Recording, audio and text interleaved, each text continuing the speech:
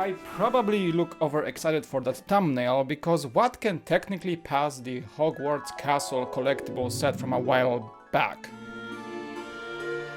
Alright, pretty good candidate, I would say. Hello everyone, welcome to the Cool Factor, this is Mike. LEGO is releasing something that combines this with this on a much bigger form for us AFOs, on a black box, so that way we can pay more money. And it even has Collector's Edition wording in the title, so that we can spend even more money.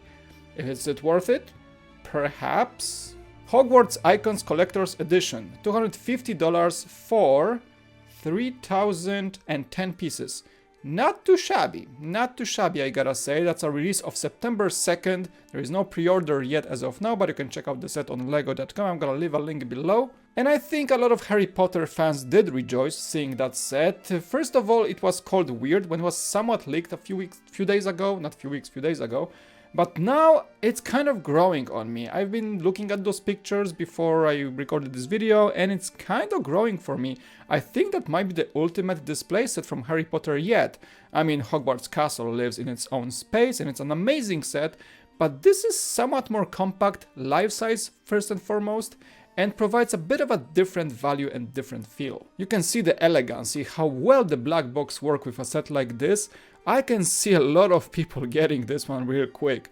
I think it's gonna be very popular. Hogwarts Castle was selling like hotcakes. I can see this selling as well. Now we have a plethora of accessories. I'm gonna try to go through them. I'm not super versed on Harry Potter as of now because I did watch the movies quite some time ago or read the books.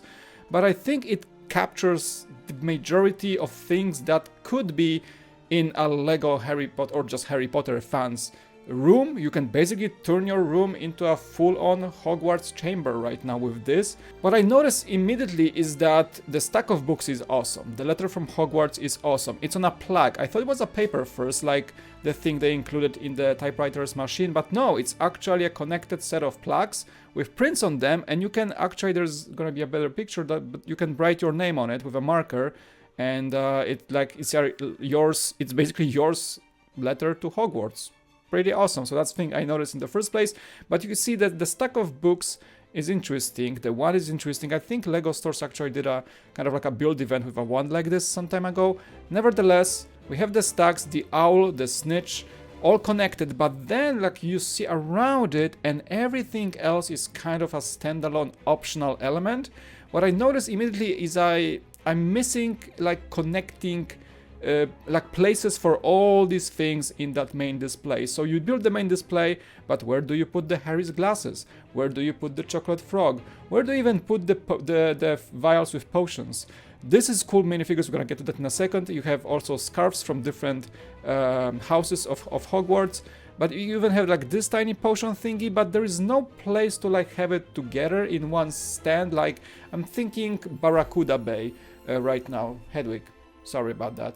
I'm thinking Pirates of Barracuda Bay set. That set as an island display has all those cool like things that kind of go together. The set feels complete. You can pick it up and carry it around. There is nothing like loose or standalone. In this case, to keep things together, you always have to remember that how many pieces this set has, how many standalone elements this set has, and you have to kind of think about moving everything together in the single spot because they don't really connect to the set. So that's something I noticed, that's something I really don't like about it, but still, it's pretty awesome. Now, thing to notice here is that the set has 3,010 pieces, but as the case was with, for example, the bonsai tree or the ship in a bottle from LEGO Ideas, a lot of that piece count goes into, well, one by one thingies that will go into those vials. So I think also because of the fact that you built 4 different versions of the ends of the scarves of the Hogwarts houses, those are kind of optional, so those pieces are really not there on display unless you really want to display all houses at once.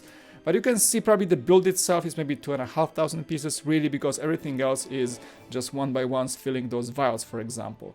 Nevertheless, pretty cool. We get unique prints for Polyjuice Potion, Wormwood Infusion, I think, Gillyweed. That's also kind of like memorable episode with the tourney. That is, I forgot what it was. And there is the powdered root of asphodel. So all those like iconic vials, really cool thing. And I may have to retract my thoughts from like a minute ago, because there is a sort of like a carrying case for the vials, so you can kind of keep most of things together except for the glasses. So I may have to like change my opinion here because I didn't see that picture before. And I like the Snitch is connected, for sure. You can see there is a small pole. It could be transparent, it would be cooler if it was transparent in some way. And on top of everything awesome in this set, you get 3 exclusive golden Harry Potter minifigs. We get McGonagall, Dumbledore, and Hagrid.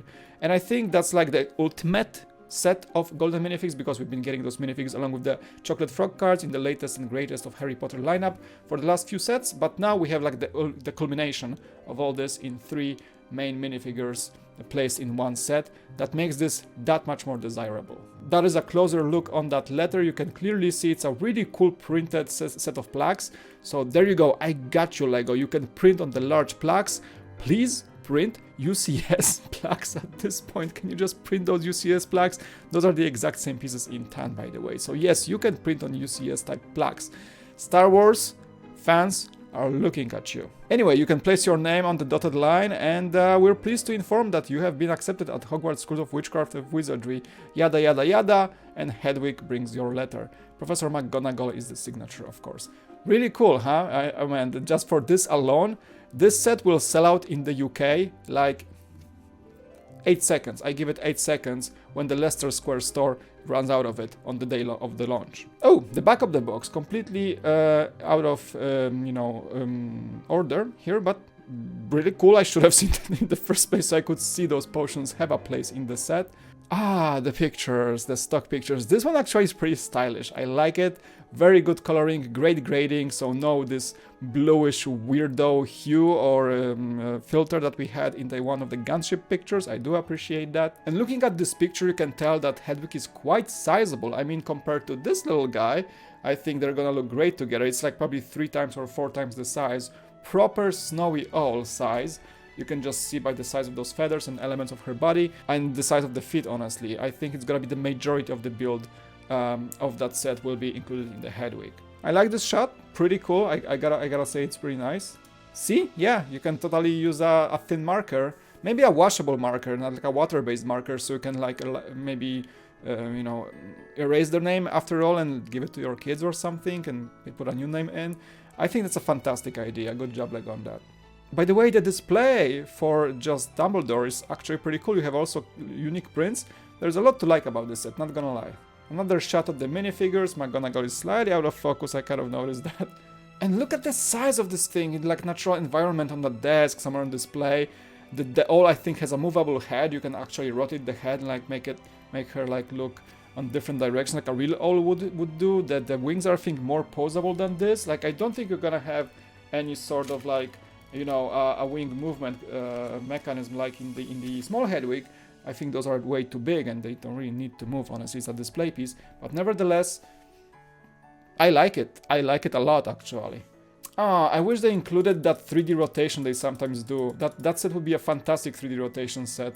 Would be really cool element. But nevertheless, what do you guys think? Does that dethrone the Hogwarts Castle, microscale Hogwarts Castle, from the best Harry Potter displayable set ever?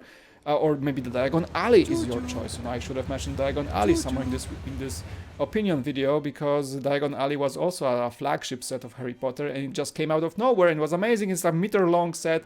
It's fantastic. I still yet to get it, but I'm yet to get it.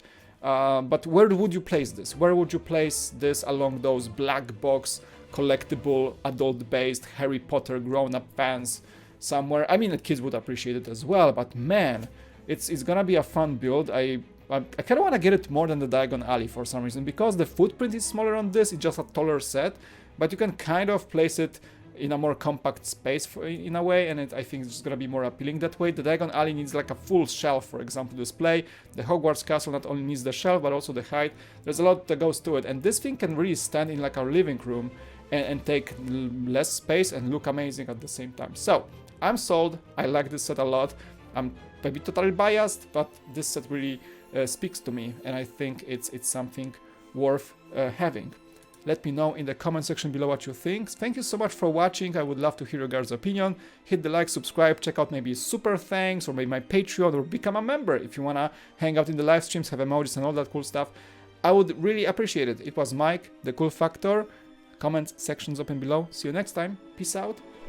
Bye.